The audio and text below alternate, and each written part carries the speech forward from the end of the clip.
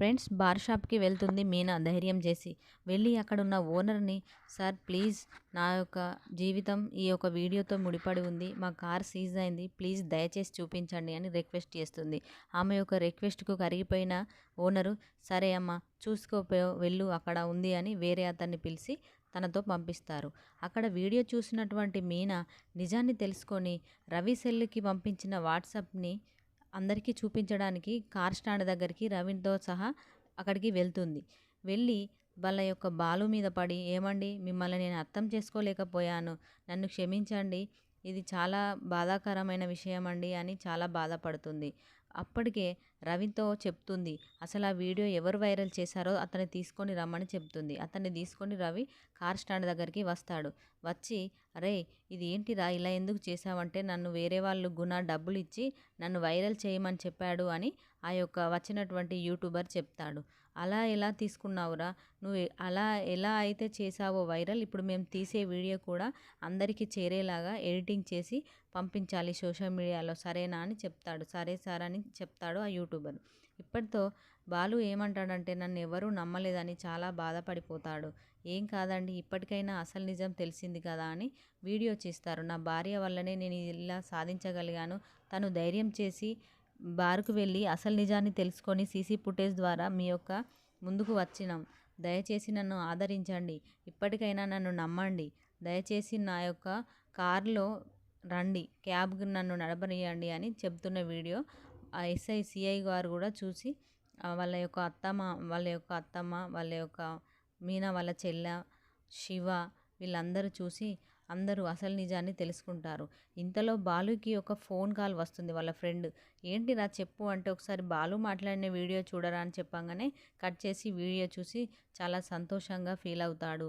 అయ్యో నేను కూడా ఇలా అనుమానించానే నా కొడుకును అని అనుకొని బాధపడుతూ సంతోషంగా ఫీల్ అవుతాడు. వెంటనే మీనా బాలు రవి కలిసి పోలీస్ స్టేషన్కి వెళ్ళి తిరిగి మన యొక్క కార్ను తీసుకొచ్చుకుందామని వెళ్తారు.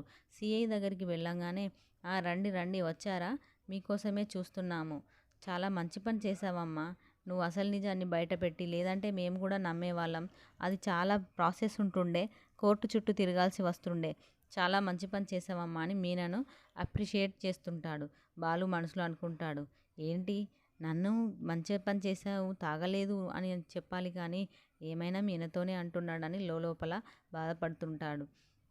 సార్ చేసింది నేను, మంచి నిర్దోషిని నేను, నన్ను దోషం చేశారు మీరు, నాకు చెప్పకుండా క్రెడిట్ అంతా మా వైఫ్కే ఇస్తున్నారు అన్నట్టుగా మాట్లాడతారు. ఇంతలో కానిస్టేబుల్ గుణాను తీసుకొని పోలీస్ స్టేషన్కి వస్తాడు. గుణాన్ని తీసుకొని వచ్చినందుకు బాలు చూసి ఊరగంటుతో చూస్తాడు. చేసిందంతా నువ్వేనారా అని. మీనా అంటుంది ఏమండి ఒక 2 దెబ్బలు వేయండి, లేదంటే నాకు కోపం చల్లారదు అనగానే సారీ యొక్క పర్మిషన్ సిఏ గారి పర్మిషన్ తీసుకొని 4 దెబ్బలు వేస్తాడు. చాలా లేదు సార్ ఏం లేదు, నా భార్య కోరింది అందుకోసమనే ఈ పని చేశాను అని చెప్తాడు బాలు.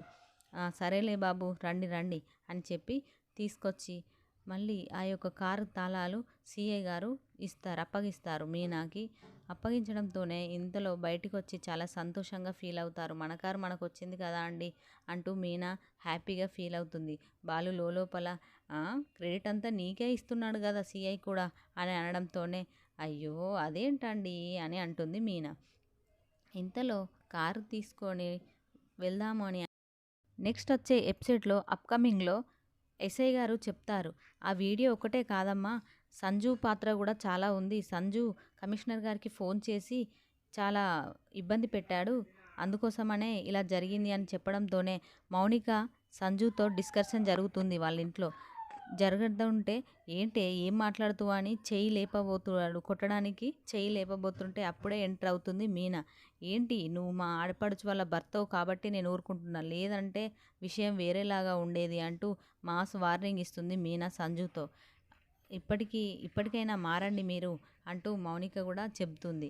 ఏంటి బాగా మాట్లాడుతున్నావు, ఇంతగా నువ్వు ఏం చేస్తున్నావు అని మీనా మాస్ క్లాస్ వార్నింగ్ ఇస్తుంది. అప్కమింగ్లో చూద్దాం ఫ్రెండ్స్.